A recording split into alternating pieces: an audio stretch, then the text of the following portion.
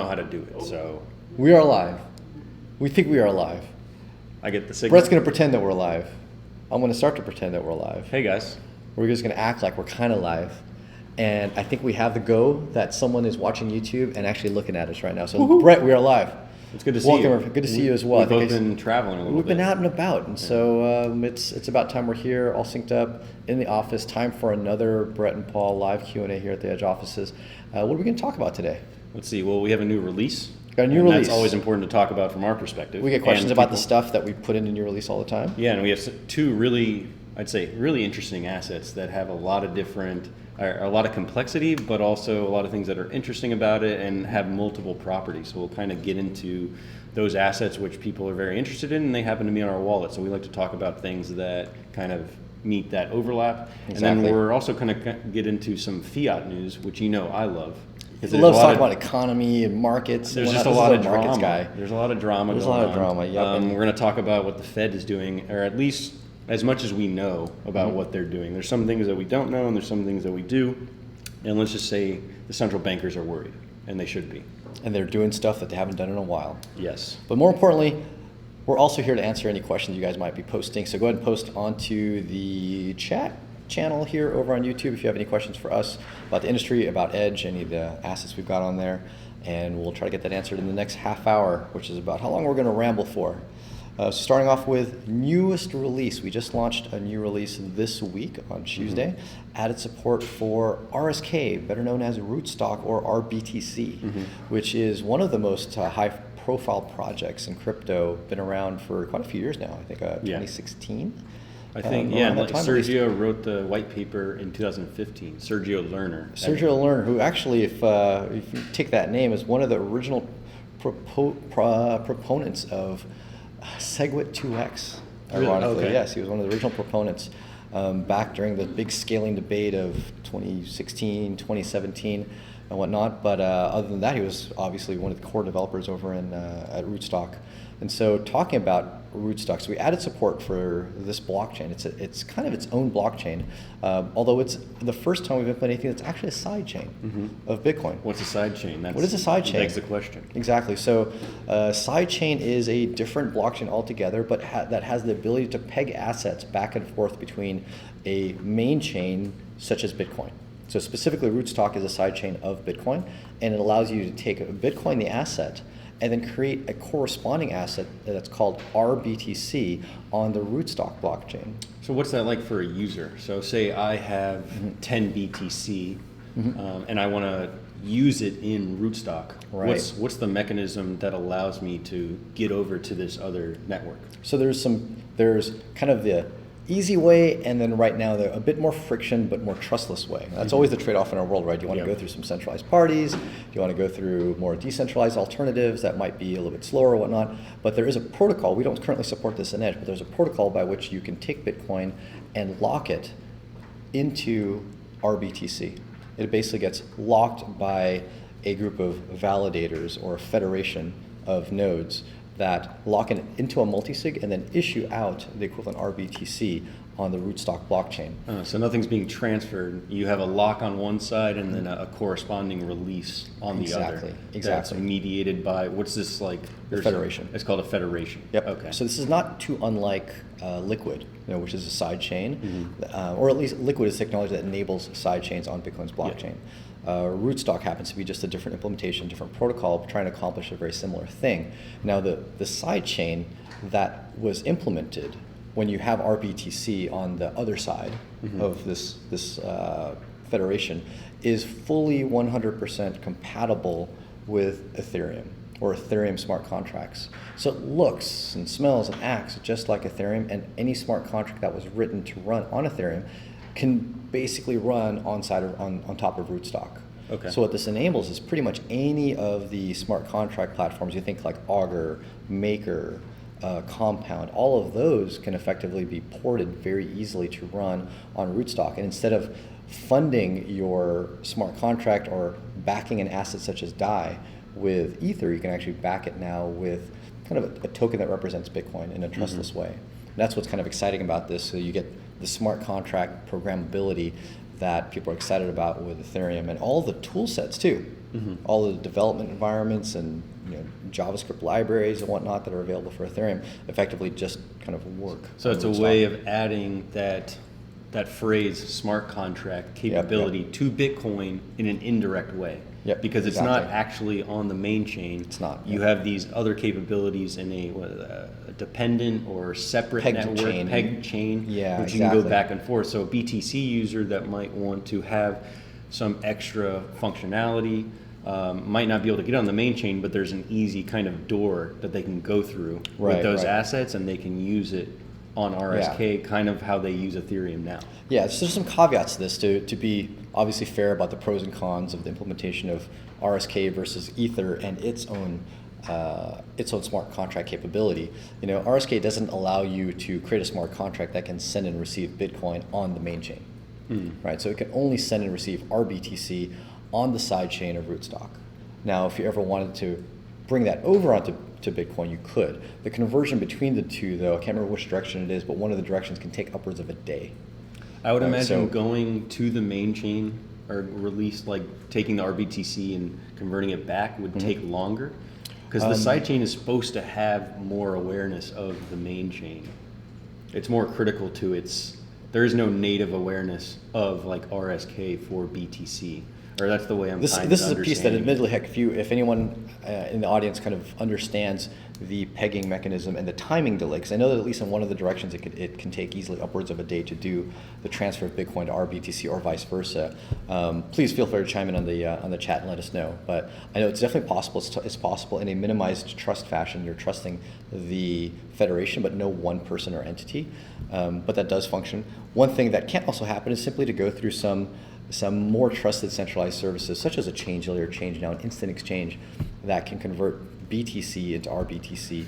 There aren't any that I'm aware of today, but we're looking forward to seeing some of those come online pretty soon. And you don't need BTC to get RBTC because it's its own asset. So a user could be onboarded to crypto through RBTC. Yeah, exactly. You right? could just simply receive RBTC from someone else. And then if you got that, you could go right back into BTC if you want to, and it'd be redeemed one for one, unless you went through. If you go through the more trustless mechanism, yes. which, like I mentioned, we don't support inside of Yes. Edge. You could do that with some other tools. You could do that; it would just take longer. Okay. Right. But yes, actually, the way we're able to test RBTC inside of Edge today is that we basically got some from other people. All right. We didn't actually do the peg from BTC to RBTC at this point, but we're excited to see that be much more feasible and usable for people. That's a very technical migration. Doing It's it a bit more. It's a bit more technical. way, User experience isn't as good, but realize what you're at least getting is by having that trustless mechanism. That trustless mechanism serves as a backup to ensure that there is a good fungibility between the two, even if you go through a more trusted mechanism, such as a Changelly or ChangeNow or an exchange to go from BTC to RBTC. That exchange doesn't have a good reason to what I'd call give you drastic price discrepancy, because you could always use the trustless mechanism. Gotcha. That helps. That helps give a bit better fungibility between the two. But I'm excited to see some of the smart contracts or alternative smart contract, DeFi type of applications that have existed on Ether start to crop up in Rootstock and take advantage of people that maybe don't want to deal with Ethereum as a token itself, but be able to do that on Bitcoin. Oh, and a point of information, DeFi is jargon in our world for decentralized finance. Exactly. So there's belief that a lot of the financial applications and services that are current in our fiat world can be rewritten on these platforms like RBTC, and Ethereum. Also, I had a question, because I know the engineers were talking about this, but RSK tokens. So you were mentioning before that you can do a lot of the same things that you could do on Ethereum. You can now do it on RSK. So are we going to have support for those going forward? 'Cause you can create assets and tokens ERC20 on tokens. ERC20-like tokens on RSK. Are we going to have that same type of support? Any kind of token you can create on Ethereum, you can create on RSK, and there already are ERC20 token equivalents on RSK. Current release that we released this past Tuesday only supports RSK, the main, actually RBTC. right? The Smart main Bitcoin, token, right? Is Smart that what they call Bitcoin, it? yeah, Yeah. or rootstock Bitcoin, only supports that asset, which is the main asset of the rootstock blockchain or sidechain. But we are actively working on getting the token support added. And so I think you should see that in pretty short order. Definitely subscribe to our newsletter on edge.app and you will find out, you'll be the first to find out when we support any of the added functionality, specifically like ERC20 tokens on rootstock. And we're excited to get that on. That was a pretty good overview of Yeah. RSK. Is there any other nuggets that the audience should know about for RSK? I think that's it right now. One thing we'll like to cover probably in some future live Q&A is what you could then do with some of the tokens and what smart contracts you can access.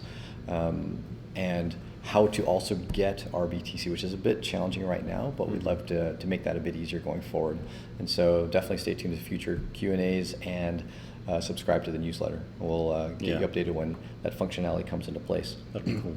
Well, cool. Let's move on to the next asset. So the next asset, which is that was the previous release. the last release. Not this week, but last week. And we've been on a tear on release and updates. Yep.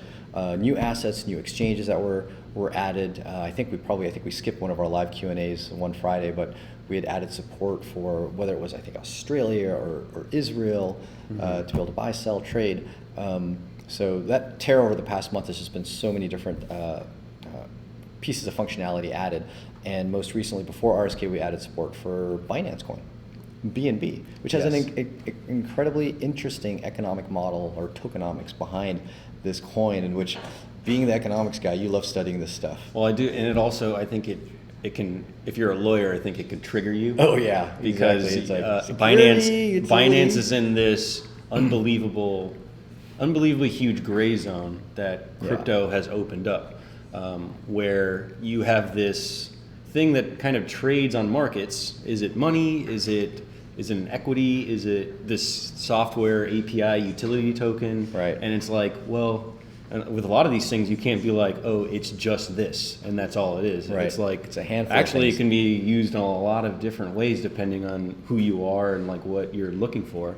So how did Binance Coin start? You did a little bit of study on this. Yeah, I think it's a fairly compelling kind of way of using crypto, but it's interesting. Share with the audience. Well, because Binance is an exchange, and they're a custodial centralized exchange, which means they're a business that is helping traders, do whatever type of trading, and they also hold a lot of funds on their platform, which they can make a lot of money, but it opens up a lot of risk.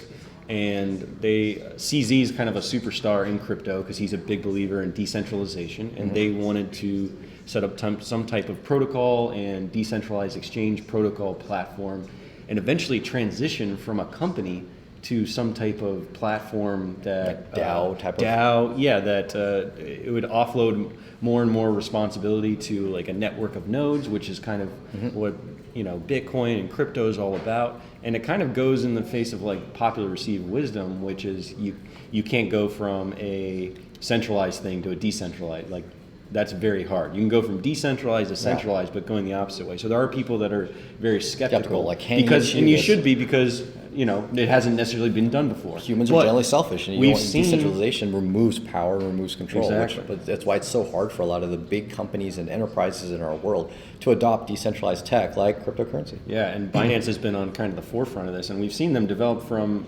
just the rumors and speculation and promises to like these things have actually happened. So I think a few years ago, I forgot exactly the year, but Binance did an Ethereum token raise. So that was about, I think created 200 million units of BNB.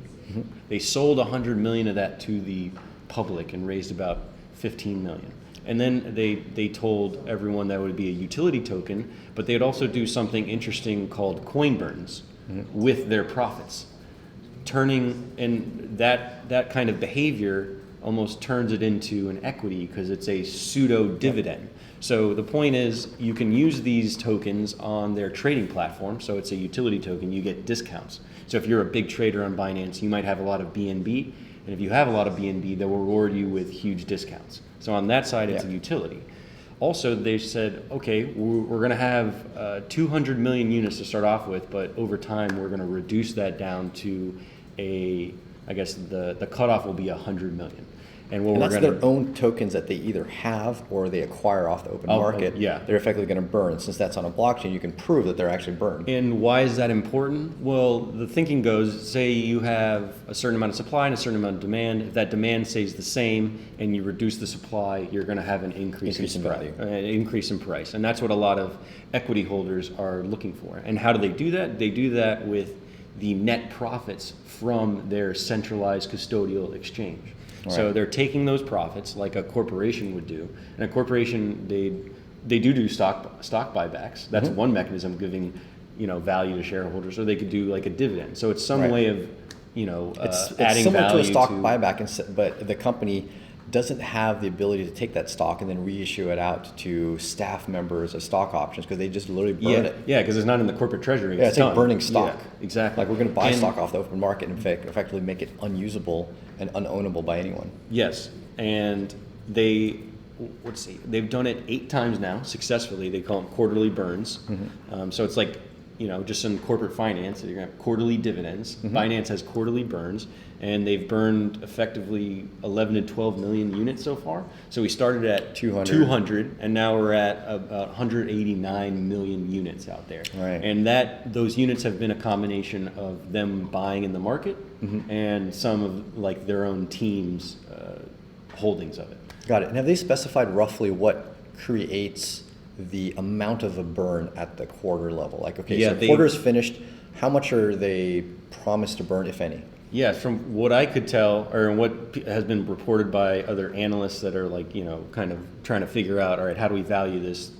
Binance has said 20% of their net profits. Of profits. So if they're not profitable, they're not going to burn anything. Yeah, exactly. So a fifth of their quarterly profits are put into this burn, either buying up, got it. or if they're doing their own, it would be some type of accounting procedure, right? Yeah. And they've pretty much hit the mark every time, as in they've been profitable, even though there's really no, like, I guess I don't know, trust mechanism. Yeah, you're trusting Binance in doing this. Unless you're the CFO and you know the exact numbers of Binance and how much money's coming in and out, you're pretty much saying, okay, well, I trust that is about 20% of your profits. And it's also very transparent in the sense that now everybody knows what 20% of their profit is if they're adhering to a promise they've made, which I'm not sure if there was. So this is, apologize for my ignorance, don't know if there was a white paper that came out before they had launched BNB, but I would presume that might be stated somewhere, or at least a range of a percentage of profit is what they would be burning. And then we just covered the economic side to it, but the technical side of it is also pretty interesting, where they've created their own blockchain that is you could say there are some that you could categorize as a general purpose blockchain, something like Ethereum or EOS, right? Or even RSK is trying to be kind of general purpose, where Binance was trying to create something in which it was optimized for a decentralized exchange. Right. That's the smart purpose contract of it. transactions. Yeah, like it's not trying to, gambling apps aren't going to be able to be built on it, other things like that. It's going to be for creating assets, issuing assets, transferring BNB, and for a specific application that is a decentralized exchange. And they eventually want to move their centralized exchange over to this decentralized chain. And I thought what was interesting about how they made it is they used the Cosmos SDK, which is basically they're using another group's tool set, and they're like some other group out there is like, hey guys, from scratch if you don't need to. Here you go. And they're like, okay, we're going to take these components that we need, put it together in the way that Binance thinks they need it for one specific application, and optimize for that. And it's interesting to know that they had used Cosmos. This is exactly what the Cosmos team is promoting, is they've built a tool set, a bunch of software that makes it easy for someone to build and deploy their own blockchain using their consensus mechanism, Tendermint. Think about what Satoshi had to deal with. Or nothing. Compared start to from scratch. Yeah, this completely is starting from scratch. Yeah, so I think it just shows a progression of just innovation in the space where Satoshi had to do something, I guess, for the first time and really got all the best tools possible, which not every one of them was the best available, but it might have been like best available for him, right? There might have been including the cryptography layers that he was building, on the ideas that he was building. It was janky. Yeah. But I'm saying it was. I'm not diminishing it. It's just now it's so much easier to have like a plug and play solution for something as complex as Binance chain for Yeah. a decentralized. And I think DEX. the fact that they chose that tech does lend itself well and give an aspect of reputation and reputability to the technology, right? Of specifically Cosmos and Tendermint, like actually choosing that consensus mechanism by a fairly large, well-established company,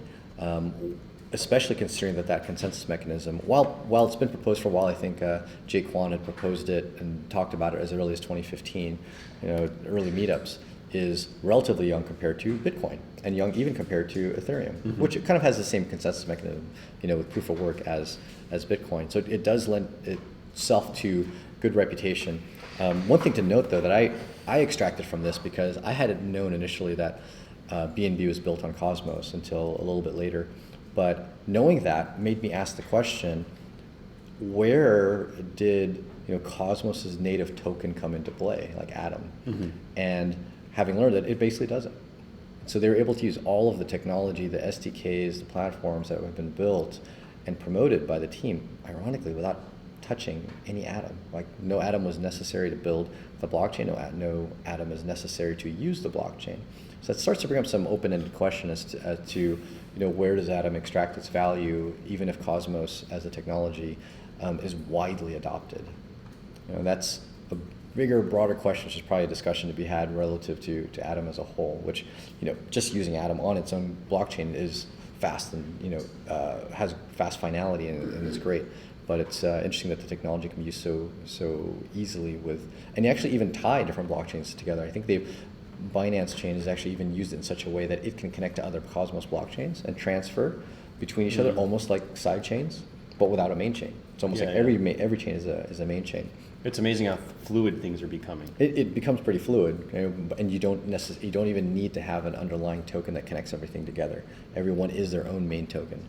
But kudos to the technology that was developed to enable this, and I guess hats off to Binance for thinking of using it and executing on it, and of course growing the interest in the token in a very unique way that I think hadn't been thought about before them.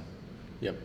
So yes, supported now in Edge. One thing to be aware of is that BNB still exists as two tokens. One as an ERC20 token on Ethereum, and another as its own mainnet token, which is what we just added support for in Edge.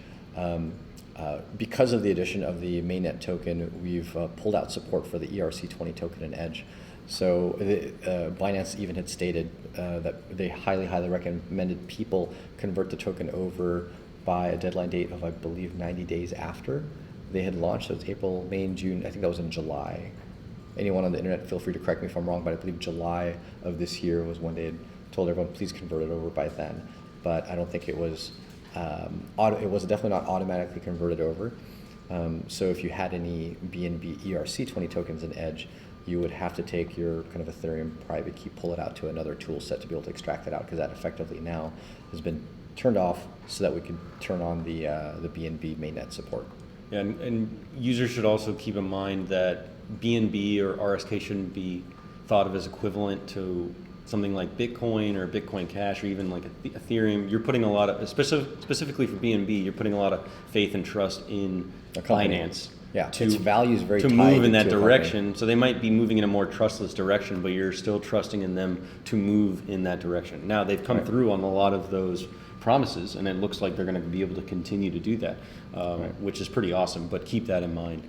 That you're not getting the same. You're not getting the same assurances that you are in Bitcoin. Yeah. While the token itself has a similar aspect of, definitely not the same degree of decentralization as Bitcoin, Ether, and whatnot, but it has the same aspect of, to some degree, censorship resistance, and it's a distributed blockchain with multiple nodes. It's good enough. That is specifically for the ability to transfer the token, send and receive the token.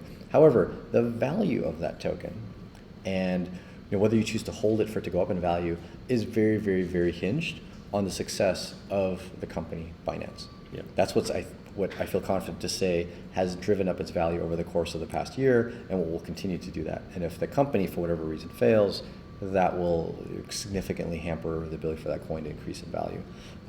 Not that it's an equity or security or whatnot, but it sure does, walk on those lines. Cool. All right. What's the next topic? Fed. The Good Fed. old Fed. Let's get into Yeah, it. since we can't end them yet, we'll just chat about what they're up to. Well, chit chat. Chit-chat It's what always they're up it's to. always an ongoing story. And this is your fascinating So arena here. what's relevant is that the Fed did something that they haven't done in about a decade. And if you Wow. remember a decade back, that was the financial crisis. So they intervened in a market that is, let's just say, very important to how our credit system works, right? And Or just money transfer works. yes, How we transfer money between each other on a person-to-person basis, because it always, at least in the U.S., unless you're holding cash, or even overseas, is going between banks, right?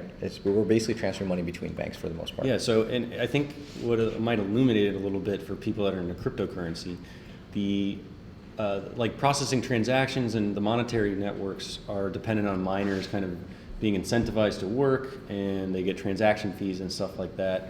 And we have a credit-based system, and it's usually a credit-based system based on, I guess, interbank relationships. So banks have to trust each other about their, with their obligations, promises kind of made in the future, and they have to trust each other that they can make good on the obligations between each other. Because if they don't, you're going to have a lot of problems with funding certain things, funding corporations, funding payroll, Just settlements. even settling stuff in general. And if they apparently there's something called an overnight repo rate, and apparently this is a key barometer of trust in that interbank system. So trust And between banks. Trust between banks. So you can think Like of it how as a much- number that's like, all right, how much do we trust each other? Because they don't really know This which is either this is halves. an interest rate for a bank to lend money, I believe, for a short period of time Yeah, to another and bank. they call it a repo market because it's like a bank needs cash now to settle some account, and they only have certain securities at the moment, and usually the securities are treasuries, because treasuries are like near equivalents to cash. So they'd be able to pawn off those treasuries to another bank, and the bank would be like, okay, we'll give you our cash because we're good, and then they would promise to pay some interest rate on that, the next day. So they'd settle it the next day. Got That it. rate at which they were charging for like pawning off those securities kind of skyrocketed past a certain point that made central banks nervous. And personally, there's nothing wrong with prices going up, but In a free market, you're allowed in a to free have- market, that's okay. But based on the Fed's actions, it's making them nervous. Right, because they have, they call it injecting capital. A sign of lack of trust between some of the most important, at least for our current economy, financial service companies, Yes. is kind of a negative sign. And so, Yes. if anything, even if it could work for them to have high interest rates, they possibly just don't like to see the signs of negative sentiment between banks. Yeah, and if I guess the key point, or what the central banks are worried about, is those overnight lending rates getting out of hand relative to what our market can handle. So if you imagine you have a business that is dependent on $20 oil, or a country, maybe like Venezuela, and it skyrockets to $100. What Your will happen cost to your ability it's going to to crush you. transfer goods and services? If that starts to grind to a halt, then it affects your economy. So, and I think this is what attracted a lot of Bitcoiners in general, is that we have this unsustainable debt-based, trust-based system. And when a Satoshi invention was a way to, I guess, send payments and monitor the supply without that trust component. There is no inter-miner trust. It's Yeah. based on trust in, mathematics, or the discrete log problem at a very fundamental level. Or just Not- minimization of trust and realizing that there's aligned incentives. There's no reason to break the trust. And here there is, or at least other banks are signaling that they don't trust someone or something in the group. Right. And they're like, hey, we're going to charge this much for a repurchase agreement. This isn't unlike the same reason why a bank would give you a higher interest rate for a credit card if it doesn't trust you. If you've gone bad on your debt in the past, you'll have a negative credit score, and borrowing money will just simply cost more. So the Fed's like, okay, you guys can't borrow each other at that rate. We're going to give you that rate and open up our balance sheet. And the problem for a lot of people is like, it starts off as that like, oh yeah, this is just an emergency, we're doing this now. And then we see it's like, this is a developing If it story. starts happening It'll just over happening. Yeah, like this should be, or I think if you have a healthy market, a spike in that is useful information, Right. and not necessarily. But the Fed, I think they kind of know that our system is not the government and large corporations and the consumer is like addicted to cheap credit, and if it blows past a certain level, a lot of things break down. I mean, a weird analogy to this would be if suddenly credit card rates, so the same analogy of a bank not trusting you, if credit card rates started to skyrocket. Like 50%. 50% on a credit card, but then once that happens, people are like, well, I can't use my credit card. I can't spend. You know, Yeah, it's I like, can't I'm go not to going to Nordstrom's. get a credit card anymore, and therefore the Fed thinking that now, okay, well, credit now and spending is going to drop and it's going to kill our economy, and then now you literally get Bank of Federal Reserve of the U.S. credit card. Because they're like, oh, we want to keep stimulating the economy, and the banks don't trust the consumers. Let's actually go and give them a low-interest credit card so that consumers keep spending. That's a kind of equivalent. But instead of between consumers and banks, it's actually between the banks themselves, where the feds have stepped in and go, oh, we can't have these high rates happen, so we'll step in. And that's kind of an interesting thing, mostly because, I mean, does this happen much? History of this? Well, according to the Reuters article, this specific operation or type hasn't happened in a decade. In a decade. And pretty much hasn't happened since the last and financial crisis. The last decade was a financial crisis, so It's another one of the that many means signs. it wasn't happening before. Like they only did these measures because it was emergency. So I don't know the last time between that last time. That might have been Right. 2 decades or something like that. Right, Who knows? But it's interesting to look at for people that are interested in kind of economic history is, when has the Fed ever had to step in and be that lender of last resort at lower interest rate between banks, in this repo market? And we know that it happened in the last financial crisis. Has it gone and happened in previous crises before that? And it's just yet another sign of, alongside negative interest rates, Well, of into where this, our market is. It gets into this discussion of like, okay, they set up this institution to be as a neutral infrastructure, but it keeps acting as a market participant. So you get into this almost like It's like you're playing a game of Monopoly, but then like the banker keeps coming in and like just throwing money on the table. They're like, oh, you guys don't want to play the game? Well, let me just throw a little bit of money on the table. So it just creates a lot of market distortions for something that should be fundamental neutral Just infrastructure, open, which is what kind of the almost the ethos of like something like Bitcoin or non-political money, where it is neutral infrastructure that is supposed to be a stable platform for value exchange. And now there might be a place for central banking, and to manage some certain things, but they've gone past.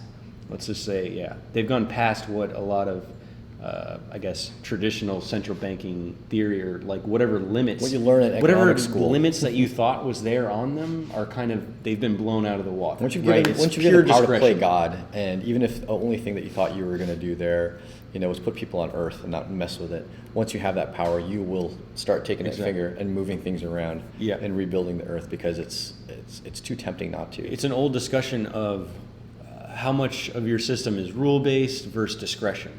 Like even in your own company, your own household, like how many people don't like things to be too rigid or too formal, but also if there's too much discretion, and it seems like lack of structure. We've gone into overboard into central bankers have infinite discretion, right, with no limitation, and this is kind of the important thing of crypto assets. So what is the final takeaway?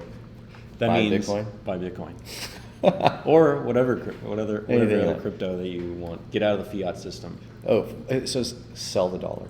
That should be the new tagline. Sell dollar. The thing is, compared to other fiats, dollar's where you want to be. In comparison. Yes. You're still sinking. Yeah. But I would say, if you're thinking about keeping your money in it, I don't know. Sell fiat. It's kind of it's like the what is the prettiest house on an ugly block? The U.S. dollar. Yep. Which is sad, but I think it's true. Speaking of other currencies, we're going to be kind of around the world in a few spots, having to spend a few different kinds of dirty fiats. What's our event schedule coming up here? We're at some is in the U.S. So if you want to catch some of our staff team at some events in and around both California and in the U.S. and in some cases abroad. Let's see, a little bit less than a week from today, Thursday, September 26th, we actually got 2 meetups here in Southern California happening at the exact same time. If you want to meet the lovely Painful Human, she'll be over at the Long Beach meetup the evening of September 26th, but at the same time, we're going to have the team from Solana speaking at the San Diego Bitcoin meetup over here, actually just a few blocks from here, on the same night, September 26th. A few days after that, AvantPay, an event over in Washington, D.C., talking about payments and cannabis is a primary topic, although they're going to have a lot of cryptocurrency talks and panels at that event in Washington, D.C., and I'll be there speaking on a panel about crypto and, of course, its effect and how the cannabis industry can and should utilize it. Next day, actually in Amsterdam, Bitcoin Wednesday. It's one of the longest running Bitcoin meetups, super consistent every single first Wednesday of the month since at least 2015. That's if not dedication. even older. That's super dedication. Because a lot of they haven't missed one. A lot go through ebbs and flows. Oh, totally. Like, an organizer's sick, traveling, blah, blah, blah. But no, every single first Wednesday of the month in Amsterdam. That's happening on October 2nd. I'll be over there. Happy to meet anyone. The Dutch have always been financially savvy. They created New York. They created New York. That's its own discussion. That's right? chutzpah right there. Dutch East India. Oh, yep, exactly. Financial innovators, the Dutch. Yep. A few days after that, on October 8th, I'll be in Berlin for one of the Bitcoin blockchain meetups. They're talking about exchanges, decentralized exchanges, non-custodial exchanges, and then I'll round off the trip actually ending up in Chicago at the Bob meetup, Bitcoin and Open Blockchain meetup in Chicago. So October 12th, it's actually on a Saturday. They meet on Saturdays every month. So kind of a nice way to kind of spend your Saturday afternoon. It's 2 o'clock in the afternoon after lunch. Don't get too sleepy for that meetup. And then we're going to round it off at the end of the month with Vegas, baby. Ooh.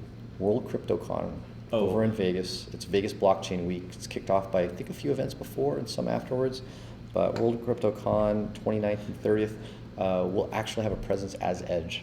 Over there, we'll have a booth. Come talk to our team. A few of us will be over there. We haven't figured out or dropped which names yet, but I know there's strong interest. Well, we like to keep things close to the chest, yep. So people are surprised when they see which faces. Maybe they see Pistol Pete. Maybe they see Mav, Painful Human. We'll see. I got some rapid fire questions for you from the audience. They got to be rapid. Let's go. Let's do it. Okay, and it's all about assets. NFT. I like assets. Can you say that on there? You might get demonetized on YouTube. Do we get any money from this? So that's a great thing about not making any money on Come on, YouTube Clorox. channel. You can demonetize us all you want. There's no money to be to be had or to lose. So it's all about assets on the Edge platform. NFTs. NFTs. Yes, we did get that question. NFTs. So Edge is defined as a non-custodial exchange. We help people buy, sell, and trade assets. So yes, there is some holding, sending, and receiving, but the big value is when people can go into and out of assets and trade them. So NFTs, the main thing that we are looking at before integrating and supporting NFTs is exchange functionality. How can people get into and out of various NFTs and be able to trade them? And as well, what's that even gonna look like? With non-fungibles, every single asset you own has a different view, has a different way of seeing that asset. I've always been a big fan of NFTs having their own app, in all honesty. As an exchange, you still need an exchange to be able to trade them. Heck, Mt. Gox was a trade was an exchange for kind of NFTs. Each card in Magic the Gathering, which is what Mt. Gox is built off. That's what they were before. They were I forgot about they were that. semi-fungible because you have duplicates of some cards. Yeah. But for the most part, you dealt with hundreds of different cards. But the interface to trade NFTs is definitely something a bit unique that takes more engineering and time and effort that we have to think about a little bit more carefully. And we're actually expect not too distant future a more dramatic shift in the user experience of Edge, really focusing around catering to exchange functionality. And as we do that, we start to look at, okay, how do we incorporate NFTs into the exchange functionality? And then who would offer that from the viewpoint of some of our exchange partners? Because we never do the exchanges ourselves. It sounds like we're waiting for the ecosystem to mature. The exchange ecosystem for NFTs to mature, whether they be through instant exchanges like a Change Layer Change Now, or decentralized exchanges or DEX APIs such as Total, offering swaps between NFTs. But it is a thing we're looking at very closely. We get a lot of requests for NFT support. For now, you can hold your keys there, but obviously you can't really see the NFTs. Next one, SLP, BCH, launching tokens on BCH. Got it. Do you know anything about SLP? Same answer. Yeah, SLP is a token standard, not unlike Mastercoin or Counterparty on Bitcoin, but just with a different name and slightly different nomenclature. And it also doesn't require a token the way you needed Mastercoin, now called Omni. That was a part of the token protocol, and Counterparty had the Counterparty token. That's back in the day. Yeah, back in the day, gosh, I remember when. Didn't you have to burn BTC to get it? Exactly. You burn BTC man, how many to get people Counterparty. Who are hating upset themselves about for that. doing that, Yeah, right? It's God. like gone forever. Well, it's okay. It's just like a BNB burn. You made the rest of our Bitcoin more valuable. But so same question is, what ecosystem exists to help people take SLP tokens and trade them between each other and to convert from one to another? Okay. But SLP is very similar to Counterparty and Mastercoin in that regard. Okay. So that's what they are. But admittedly, yes, we also need some infrastructure and software SDKs to support being able to create the transactions that transact SLP and query them off the network, which is a lot more complex than something like Ethereum, right? Which is kind of built with tokens very much in mind. So it's talked about a little bit, but we haven't seen a lot of SLP specific tokens achieve a high enough level of like market demand. Like the protocol feels like it has some demand, but no specific tokens within there. We need more economic reason to do it. Yeah, it needs to be a little bit more. I mean, I think it's interesting to have tokens. Or developers need to come in that are looking to develop the SLP protocol, and that we are definitely open to having support, added to Edge. We're all open source. We're on GitHub. GitHub.com/EdgeApp. EdgeApp, and so all the code necessary for someone to look at and modify to add support for SLP is right there. Two last assets. You talked about Cosmos before, getting Atom on the platform, and Steemit. We got a question about Steemit. Got a question on Steemit. Yeah. Atom is definitely a very interesting one. There's good demand for that. And one thing that had held back Atom initially was a lack of support on the SDK side, like software that knows how to create, craft, sign transactions for Atom. Ironically, it's very similar to BNB, and BNB has a very simple to use SDK in a language that we use, which is JavaScript. I had been talking actually to Jaquan for a few years about, hey, are you guys going to have a SDK, what language? And at the time, it wasn't in a language we could support, but I think that's now changing, and so that becomes much more feasible. Steemit was of high demand, but it had kind of dropped after some time. 2016, I remember it was huge right? high demand, and interestingly enough, while it's interesting to have Steem and Steemit is separate from Steem the token, interesting to have Steem in Edge. Its real interesting case actually is when it's sitting inside of the app, like where you have the full interface to the Steemit blockchain to read and create content, and it becomes a little bit less useful outside of that. And so it's one Steem in and of itself is almost like similar to an NFT. You want an app for it, and of course I think our app as an exchange wouldn't suit well for us to have all of that social media functionality inside of our app and just have the sending and receiving of a token. But then you would now be sending and receiving the token, but not have the ability to do things like stake it to get rewards, and to be able to send it to people as tips and to earn it as well. You wouldn't really be able to kind of earn it. So it would lose a lot of functionality in our app. It would lose a bit of functionality, but it's for some people though, they're like, I just want to be able to send and receive it between people in a better way than like the full website. So it's been talked about, and I've actually talked to some of the people over at Steemit on the development environment, and it is another one that we would be very open for someone to work on. We might even throw some funds into a bounty project. So if anyone is interested in adding Steem or SLP tokens, come ping us. We're open. We're open to it. Any developers that want to help? And I think we've created the architecture where it's actually much simpler now. We're very modular to be able to add other blockchains, other tokens. We just are still a small team and working on a lot of things, stabilizing the experience, improving the user experience, and getting other exchanges on board. So we've been focused on getting exchange partners, and so we have to balance that with getting new assets. Because we do have quite a few assets. We're, at one point, depending on what the market cap was of different coins, we were the only non-custodial solution to support the top 10 assets by market cap. To some degree, top 11. So we feel like we have a good set of assets supported already, and some of the smaller ones, Steem's, I think outside of the top 30, that we'd love to accept contributions from the community. Awesome. Cool. We covered a lot. Covered a lot. Cool. New Thanks a lot. release, RSK, BNB, Fed Repo. Fed and banks, events, where we're headed, and answer a few of your questions. So cool. Until next Friday, which I'm still going to be over here, so I'll be in the live Q&A next Friday before I leave on a couple-week trip through Europe and DC and Chicago. I'll be here and we'll talk about maybe another release or whatever's going on in the crypto markets, and we'll definitely talk about whatever you guys ask. Feel free to ping us on Twitter at EdgeWallet and let us know what you want us to answer next week. Cool. Thanks a lot. And remember, not your Keys. ain't your coin.